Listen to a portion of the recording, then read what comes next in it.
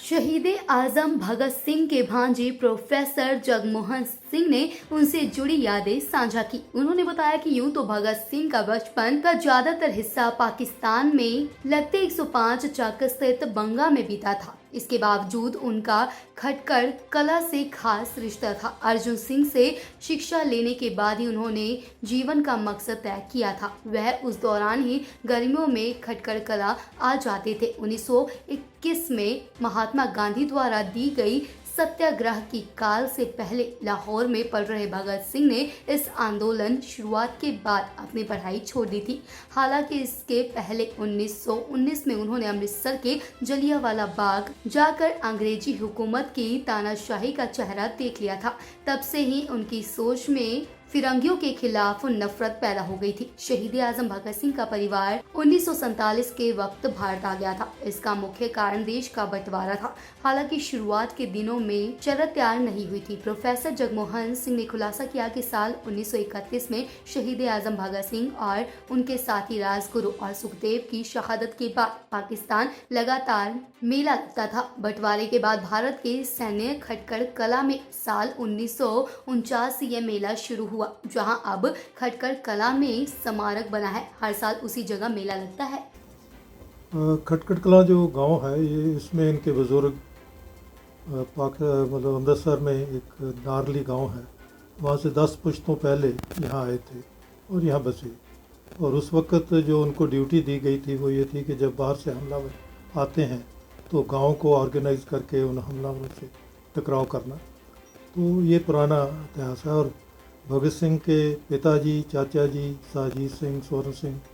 और उनके पिता ईसा किशन सिंह, उनका जन्म यहीं पर हुआ था। उनके दादा परदादा सभी लोग यहाँ रहे। लेकिन 1890 से 1900 के बीच में एक इतना भारी अकाल पड़ा भारत में, ईस्ट इंडिया मतलब ब्रिटिश के पीरियड में, कि 1 करोड़ 90 लाख लोग 20 करोड़ में से मारे गए। तो उस वक़्त अंग्रेज़ों ने एक पॉलिसी बनाई कि हम इनको मतलब राहत देने की बजाय हमें कुछ ऐसा करना चाहिए जिससे ज़्यादा प्रोडक्शन हो सके। तो ये जो लायलपुर वाली बार है या दूसरी नीली बार, झंग बार, ये सारी मतलब वो जगह जो है उस वहाँ पर नहरें निकाल के मतलब उनको आबाद किया गया। तो यहाँ से फिर ये 1902 के करीब मतलब जो दादाजी हैं उनको भी वहाँ जगह मिली, क्योंकि जहाँ जो खेती करता था उसको वहाँ भी खेती होती। तो इसलिए ਉਹ ਇੱਥੋਂ ਵੱਲ ਖਟਕੜ ਕਲਾਂ ਤੋਂ ਇਹ ਪਰਿਵਾਰ ਉੱਥੇ ਰਿਹਾ। ਲੇਕਿਨ ਉਹਨਾਂ ਦੇ ਦਾਦਾ ਜੀ ਹਮੇਸ਼ਾ ਇੱਥੇ ਭਗਤ ਸਿੰਘ ਨੂੰ ਲੈ ਕੇ ਆਉਂਦੇ ਰਹੇ ਔਰ ਉਹ 'ਤੇ ਲਿਆ ਕੇ ਉਹਨਾਂ ਨੂੰ ਆਪਣੇ ਇਤਿਹਾਸ ਨਾਲ ਜੋੜਨਾ ਮਤਲਬ ਇੱਕ ਬਹੁਤ ਜ਼ਰੂਰੀ ਸੀ, ਕਿਉਂਕਿ ਉਹਦੇ ਨਾਲ ਕੁਝ ਇਤਿਹਾਸਕ ਗੱਲਾਂ ਖਟਕੜ ਕਲਾਂ ਨਾਲ ਜਿਹੜੀਆਂ ਪਰਿਵਾਰ ਦੀਆਂ ਜੁੜੀਆਂ ਹੋਈਆਂ ਨੇ। ਖਾਸ ਤੌਰ 'ਤੇ ਕਿ ਉਹਨਾਂ ਦੇ ਪੜਦਾਦਾ ਜੀ ਸਰ ਫਤਿਹ ਸਿੰਘ ਪੰਜਾਬ ਦੀ ਆਜ਼ਾਦੀ ਦੀ ਲੜਾਈ ਵਿੱਚ ਲੜਨ ਵਾਲਿਆਂ 'ਚੋਂ ਸੀ, ਜਦੋਂ ईस्ट इंडिया कंपनी ने पंजाब ते हमला किया और वो करके उन्होंने जी है अद्धी जायदाद जी है वो कंपनी दे हैनरी जॉन लॉरेंस ने मतलब जो कमिश्नर बनया सी जलंधर का, उन्हें उन्होंने खो ली सी। लेकिन उस वेले उन्होंने एक बड़ा फैसला वधिया किया कि जिहड़ी ज़मीन मेरे हाले हेठ नहीं है वो ज़मीन मैं मतलब किसी जगीरदार नूं नहीं देण देंगा, क्योंकि उहदे नाल ਨਿਆਣਿਆਂ ਦੀ ਆਪਸ ਵਿੱਚ ਖਹਿਬਾਜੀ ਰਹੇਗੀ। ਤੇ ਉਹਨਾਂ ਨੇ ਰਾਹੋਂ ਤੋਂ ਰਾਈ ਮੁਸਲਮਾਨ ਮਤਲਬ ਇੱਕ ਛੋਟੀ ਖੇਤੀ ਕਰਨ ਵਾਲੇ ਬਹੁਤ ਮਿਹਨਤੀ ਲੋਕ ਸਨ, ਉਹਨਾਂ ਨੂੰ ਲਿਆ ਕੇ ਵਸਾਤਾ ਔਰ ਉਹਨਾਂ ਨੂੰ ਕਿਹਾ ਕਿ ਜੇ ਤੁਹਾਨੂੰ ਕੰਪਨੀ ਵਾਲੇ ਹਟਾਉਣਗੇ ਤੇ ਮੈਂ ਤੁਹਾਡੇ ਹੱਕ 'ਚ ਲੜ ਸਕਦਾ, ਮੈਂ ਆਪਣੀ ਨਿੱਜੀ ਲੜਾਈ ਨਹੀਂ ਲੜ ਸਕਦਾ। ਤੋ ਉਹਦੇ ਤੋਂ ਬਾਅਦ 1857 ਆ ਗਿਆ ਔਰ ਕਿਉਂਕਿ ਇਹ ਪੰਜਾਬ ਦੀ ਉਸ ਵੇਲੇ ਲੜੇ ਸੀ, ਜਿਹੜੇ ਜਗੀਰਦਾਰ ਵੱਡੇ ਜਗੀਰਦਾਰ ਸੀ ਉਹਨਾਂ ਨੇ अंग्रेज़ ਨਾਲ समझौता कर लिया। तो उन्होंने सुनेहा भेजा कि भी वो मन गया अंग्रेज़ हुण राज जिहड़ा कि भी तुहानूं तुहाडी जायदादां वापस करतियां जाणगीਆਂ, होर मिलेगी। तो उन्होंने कहा कि यही सब तो वड्डा जिंदगी का मतलब सवाल हुंदा है और ये जिहड़ा है कि भी जदों जायदाद ते असूल चों चुनना पवे उस वेले आदमी का इम्तिहान हुंदा है। और मैं अपने बच्चों भी दस जावांगा कि ये असूल ते चलना, तुसीं मतलब जायदाद मगर नहीं जाना। और असूल भी की कि जदों गुरु गोबिंद सिंह जी ने महंतां नूं सज़ा दे के नवां रीओरीएंटेशन की तो खटकड़ कलां विच उन्हां दा झंडा लवाया गया सी, जिहदा अज भी गुरुद्वारा झंडा साहब कहंदे ने। ਤਾਂ ਉਹਨਾਂ ਨੇ ਕਿਹਾ ਕਿ ਜਦੋਂ ਅਸੀਂ ਗੁਰੂ ਗੋਬਿੰਦ ਸਿੰਘ ਨਾਲ ਰਿਸ਼ਤਾ ਜੋੜਿਆ ਸੀ ਤਾਂ ਇੱਕ ਗੱਲ ਸਿੱਖੀ ਸੀ, ਔਰ ਉਹ ਇਹ ਸੀ ਕਿ ਜਦੋਂ ਵੀ ਲੋਕ ਲੜਨ ਉਹਨਾਂ ਦੇ ਨਾਲ ਖੜੇ ਹੋਣਾ, ਤੁਹਾਡੇ ਅਸੂਲਾਂ ਦੀ ਪੈਰੋਕਾਰੀ ਹੈ। ਤਾਂ ਇਸ ਕਰਕੇ ਮੈਂ ਅੱਜ ਮਤਲਬ ਔਰ ਇਹਦਾ ਦੇਖੋ ਅਸਰ ਜਿਹੜਾ ਹੈ ਭਗਤ ਸਿੰਘ ਦਾ ਇੱਥੇ ਆਉਣ ਦਾ, ਕਿ ਭਗਤ ਸਿੰਘ ਦੇ ਆਪਣੇ ਪਿਤਾ ਜੀ ਨਾਲ ਇੱਕ ਬੜਾ ਮਤਲਬ ਉਹਨਾਂ ਨੇ ਚਿੱਠੀ ਲਿਖੀ ਜਿਹਦੇ ਵਿੱਚ ਉਹਨਾਂ ਨੂੰ ਡਿਫਰੈਂਸਿਸ ਸੀਗੇ ਆਪਣੇ ਪਿਤਾ ਜੀ ਨਾਲ ਟੈਕਨੀਕਲ ਗਰਾਊਂਡ 'ਤੇ, ਪਰ ਉਹਨਾਂ ਨੇ ਕਿਹਾ ਕਿ ਜਦੋਂ ਮੈਨੂੰ ਜ਼ਿੰਦਗੀ ਅਤੇ ਅਸੂਲ 'ਚੋਂ ਚੁਣਨਾ ਪਏਗਾ ਤਾਂ ਮੈਂ ਜ਼ਿੰਦਗੀ ਨਹੀਂ ਅਸੂਲ ਚੁਣਾਂਗਾ। ਤਾਂ ਇਹ ਜਿਹੜਾ ਮਤਲਬ ਹੈ ਕਿ ਇਹ ਭਗਤ ਸਿੰਘ ਨੂੰ ਇੱਥੇ ਜਿਹੜਾ ਉਹਨਾਂ ਦੇ ਦਾਦਾ ਜੀ ਨੇ ਮਤਲਬ ਸਿਖਾਇਆ, ਔਰ ਨਾਲ ਹੀ ਜਿਹੜਾ ਅੱਜ ਜੱਦੀ ਘਰ ਹੈ, ਇਹ ਜੱਦੀ ਘਰ ਜਿਹੜਾ 1858 'ਚ ਉਹਨਾਂ ਦੇ ਪੜਦਾਦਾ ਜੀ ਸਫਤ ਸਿੰਘ ਨੇ ਬਣਾਇਆ ਸੀ, ਇਹ ਕਹਿ ਕੇ ਕਿ ਮੈਂ ਦੀਵਾਨਖਾਨਾ ਬਣਾ ਰਿਹਾ। ਲੋਕਾਂ ਨੇ ਜਦੋਂ ਪੁੱਛਿਆ ਕਿ ਇਹ ਕਾਹਦੇ ਲਈ, ਉਹ ਕਹਿੰਦੇ ਵੀ ਦੇਖੋ ਤੁਸੀਂ ਇਹ ਗੱਲ ਸਮਝ ਲਓ ਕਿ ਸਰਕਾਰਾਂ ਨੇ ਆਉਂਦੇ ਜਾਂਦੇ ਰਹਿਣਾ ਹੈ, ਤੁਹਾਡਾ ਕੰਮ ਉਹਨਾਂ ਚਿਰ ਤੱਕ ਨਹੀਂ ਹੋਣਾ ਜਿੰਨਾ ਚਿਰ ਤੱਕ ਤੁਸੀਂ ਆਪਣੀਆਂ ਸਮੱਸਿਆਵਾਂ ਨੂੰ ਮਤਲਬ ਨਜਿੱਠ ਨਹੀਂ ਲੈਂਦੇ, ਔਰ ਅਗਰ ਤੁਸੀਂ ਉਹ ਸਮੱਸਿਆਵਾਂ ਜਿਹੜੀਆਂ ਨੇ ਉਹ ਅੰਗ ਲਈਆਂ ਫਿਰ ਉਹਨਾਂ ਦਾ ਹੱਲ ਨਿਕਲੇਗਾ।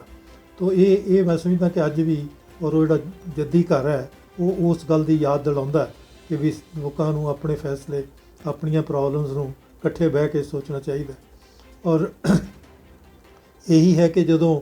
ਮਤਲਬ ਭਗਤ ਸਿੰਘ ਦਾ ਜ਼ਿਆਦਾ ਸਮਾਂ ਤੇ ਪਾਕਿਸਤਾਨ 105 ਚੱਕ ਉਹਨੂੰ ਵੀ ਬੰਗੇ ਕਹਿੰਦੇ ਨੇ, ਕਿਉਂਕਿ ਜਿਹੜੇ ਇੱਥੋਂ ਜਦੋਂ ਗਏ ਆਪਣਾ ਨਾਮ ਵੀ ਨਾਲ ਲੈ ਕੇ ਗਏ ਅਤੇ ਉਹ ਉੱਥੇ ਹੋਇਆ। ਲੇਕਿਨ ਇਹ ਜਿਹੜਾ ਵੈਲਿਊਜ਼ ਦੇ ਨਾਲ ਉਹਨਾਂ ਦੇ ਦਾਦਾ ਜੀ ਦਾ ਉਹਨਾਂ ਨੂੰ ਜੋੜਨਾ ਹੈ, ਕਿਉਂਕਿ ਦਾਦਾ ਜੀ ਆਪਣੇ ਉਹਨਾਂ ਦੇ ਇੱਕ ਵੱਡੇ ਭਰਾ ਜਗਤ ਸਿੰਘ ਸੀ, ਉਹਨਾਂ ਦੋਵਾਂ ਨੂੰ ਲੈ ਕੇ ਆਉਂਦੇ ਸੀ। ਜਗਤ ਸਿੰਘ ਉਹਨਾਂ ਦੀ 11 ਸਾਲ ਦੀ ਉਮਰ ਵਿੱਚ ਉਦੋਂ ਜਦੋਂ ਬਹੁਤ ਵੱਡਾ ਫਲੂ ਆਇਆ ਉਹਦੇ ਵਿੱਚ ਡੈਥ ਹੋ ਗਈ ਸੀ। ਲੇਕਿਨ ਮਤਲਬ ਇਹ ਖਟਕੜ ਕਲਾਂ ਉਹਨਾਂ ਵੈਲਿਊਜ਼ ਦਾ ਮਤਲਬ ਇੱਕ ਜਿਹੜਾ ਭਗਤ ਸਿੰਘ ਉਹਨਾਂ ਨੂੰ ਮਤਲਬ ਲਗਾਤਾਰ ਪ੍ਰੇਰਦਾ ਵੀ ਰਿਹਾ। ਦੂਜੇ ਬੰਨੇ ਹੈ ਕਿ ਜ਼ਿਆਦਾ ਉਹਨਾਂ ਨੇ ਆਪਣਾ ਮਤਲਬ ਪੜ੍ਹਾਈ ਵੀ ਉੱਥੇ ਕੀਤੀ, ਮਤਲਬ ਫਿਰ ਉਹ ਤੋਂ ਬਾਅਦ ਲਾਹੌਰ ਰਹੇ ਅਤੇ ਸੋ ਇਸ ਕਰਕੇ ਖਟਕੜ ਕਲਾਂ ਦੀ ਜਿਹੜੀ ਮੈਂ ਸਮਝਦਾ ਕਿ ਇੱਕ ਨੀਂਹ ਦੇ ਤੌਰ 'ਤੇ ਜਾਂ ਉਹਨਾਂ ਦੇ ਵਿਚਾਰਾਂ ਦੇ ਵਿੱਚ ਉਹ ਦ੍ਰਿੜਤਾ ਜਿਹੜੀ ਉਹਨਾਂ ਦੇ ਚਾਚਾ ਜੀ ਅਜੀਤ ਸਿੰਘ ਉਹਨਾਂ ਨੇ ਵੀ ਕਿਹਾ ਕਿ ਜਿਹੜੇ ਮੇਰੇ ਦਾਦਾ ਜੀ ਨੇ ਮੈਨੂੰ ਗੱਲਾਂ ਕਹੀਆਂ ਸਨ ਉਹਦੇ ਕਰਕੇ ਹੀ ਮੈਂ 40 ਸਾਲ ਅੰਗਰੇਜ਼ ਸਾਮਰਾਜ ਦੇ ਖਿਲਾਫ ਦੁਨੀਆ ਭਰ ਵਿੱਚ ਲੜਦਾ ਰਿਹਾ, ਔਰ ਅਖੀਰ 'ਤੇ 15 ਅਗਸਤ 1947 ਨੂੰ ਵਾਪਸ ਭਾਰਤ ਆਣ ਕੇ ਉਹਨਾਂ ਨੇ ਆਪਣਾ ਸਰੀਰ ਤਿਆਗਿਆ। ਤਾਂ ਇਸ ਕਰਕੇ ਹੈ ਕਿ ਇਹਦਾ ਇੱਕ ਬਹੁਤ ਅਹਿਮ ਭੂਮਿਕਾ ਹੈ ਜੇ ਆਪਾਂ ਸਮਝੀਏ। ਔਰ ਜਿਹੜਾ ਪਾਕਿਸਤਾਨ ਵਾਲਾ ਹੈ ਉਹ ਉਹਨਾਂ ਦੀ ਪੂਰੀ ਬਾਕੀ ਜਿਹੜੀ ਮਤਲਬ ਪੜ੍ਹਾਈ ਉੱਥੇ ਸਾਰਾ ਸਿੱਖਣਾ ਉਹ ਵੀ ਦਾਦਾ ਜੀ ਦੇ ਨਾਲ, ਔਰ ਫਿਰ ਲਾਹੌਰ ਜਿਹੜਾ ਹੈ, ਔਰ ਉਸ ਤੋਂ ਬਾਅਦ ਤੇ ਪੂਰੇ ਹਿੰਦੁਸਤਾਨ ਵਿੱਚ ਉਹਨਾਂ ਨੇ ਆਪਣੇ ਆਪ ਨੂੰ ਵਿਕਸਿਤ ਕੀਤਾ। तो बचपन की वजह रहा था भगत सिंह ਦੇਖੋ ਮੈਂ ਸਮਝਦਾ ਕਿ ਭਗਤ ਸਿੰਘ ਉਹਨਾਂ ਦਾ ਇੱਕ ਤਾਂ ਹੈ ਕਿ ਕਿਉਂਕਿ ਦੋ ਭਰਾ ਸੀਗੇ ਅਤੇ ਦਾਦਾ ਜੀ ਦੇ ਬੜੇ ਮਤਲਬ ਚਹੇਤਾ ਸੀਗੇ, ਤਾਂ ਇਸ ਕਰਕੇ ਉਹਦੇ ਵਿੱਚ ਕੋਈ ਇਹੋ ਜਿਹੀ ਨਹੀਂ। ਲੇਕਿਨ ਜਿਵੇਂ ਮੇਰੇ ਮਦਰ ਉਹਨਾਂ ਤੋਂ 3 ਸਾਲ ਛੋਟੇ ਸੀ, ਉਹਨਾਂ ਦਾ ਜਦੋਂ ਜਨਮ ਹੋਇਆ ਅਤੇ ਭਗਤ ਸਿੰਘ ਉਹਨਾਂ ਨੂੰ ਕਿਸੇ ਨੇ ਕਿਹਾ ਕਿ ਹੈ ਭਗਤ ਸਿੰਘ ਤੇਰੇ ਭੈਣ ਆ ਗਈ ਹੈ। ਲੇਕਿਨ ਕਿਉਂਕਿ ਦਾਦਾ ਜੀ ਨੇ ਇਸ ਸਵਾਲ ਉੱਤੇ ਵੀ, ਕਿਉਂਕਿ ਉਹ ਸਮਾਜ ਦਾ ਸਭ ਤੋਂ ਮਾੜਾ ਹਾਲ ਸੀ ਕਿ ਸਮਾਜ ਵਿੱਚ ਲੜਕੀਆਂ ਨੂੰ ਉਦੋਂ ਬਹੁਤ ਮਾਰਿਆ ਜਾਂਦਾ ਸੀ, ਔਰ ਖ਼ਾਸ ਤੌਰ 'ਤੇ ਜਿਹੜੇ ਅੰਗਰੇਜ਼ ਪ੍ਰਸਤ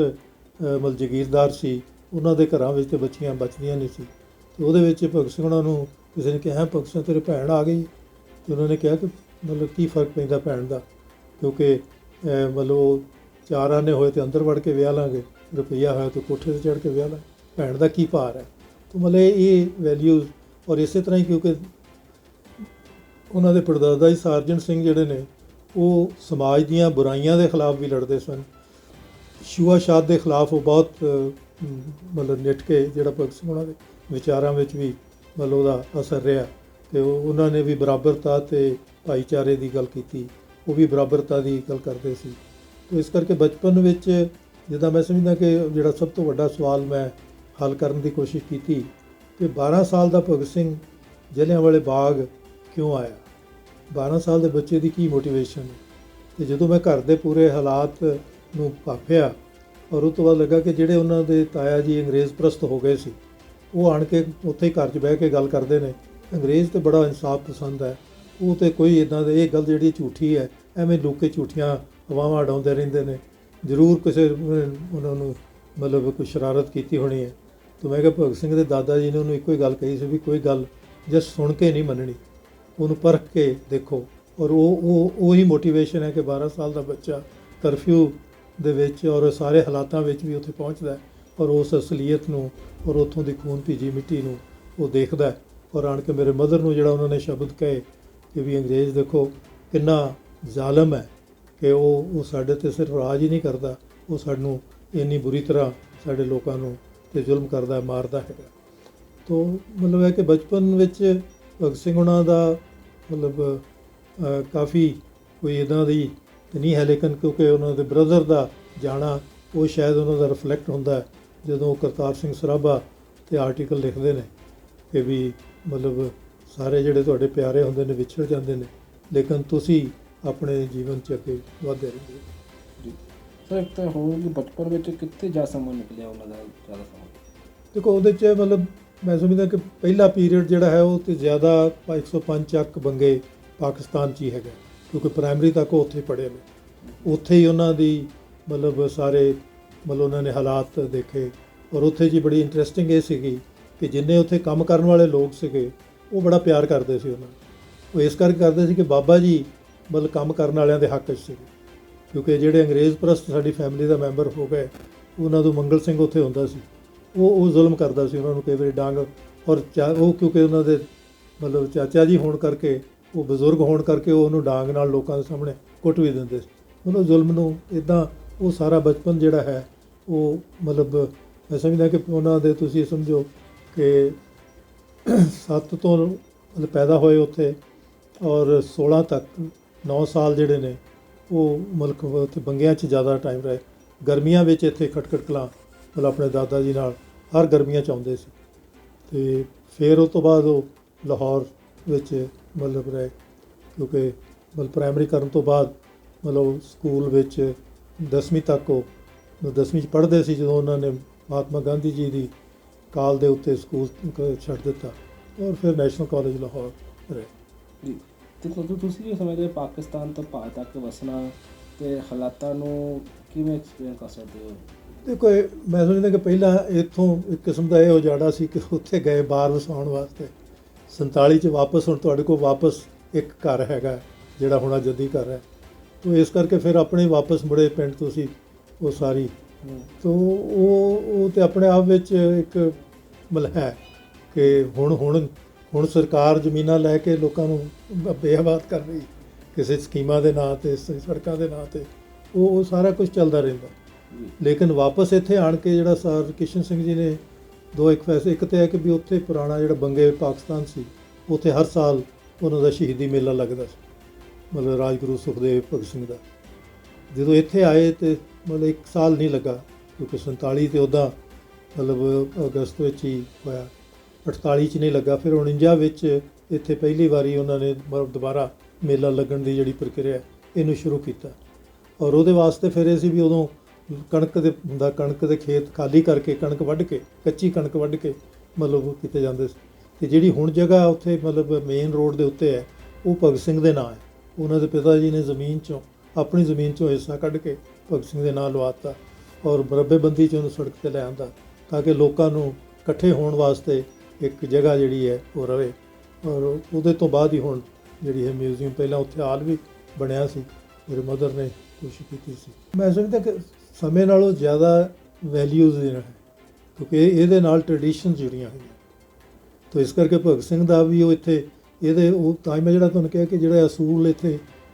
ਕਹੇ ਗਏ ਉਹ ਅਸੂਲਾਂ 'ਤੇ ਕਿਵੇਂ ਉਹਨਾਂ ਨੂੰ ਤੁਹਾਨੂੰ ਜ਼ਿੰਦਗੀ 'ਚੋਂ ਲੱਭਦਾ। ਪਲੱਸ ਹੈਗਾ ਕਿ ਉੱਥੇ ਉਹ ਪਲੇ ਨੇ ਕਿਉਂਕਿ ਬਚਪਨ ਮਤਲਬ ਫੈਮਿਲੀ ਉੱਥੇ ਹੈਗੀ ਹੈ ਅਤੇ ਪਹਿਲੇ ਪ੍ਰਾਇਮਰੀ ਸਕੂਲ ਤੱਕ ਮਤਲਬ ਪੜ੍ਹਨ ਦਾ ਮਤਲਬ ਉੱਥੇ ਮਤਲਬ ਮੌਕਾ ਮਿਲਿਆ ਉਹਨਾਂ ਨੂੰ। Desk report Jalhiteshi news.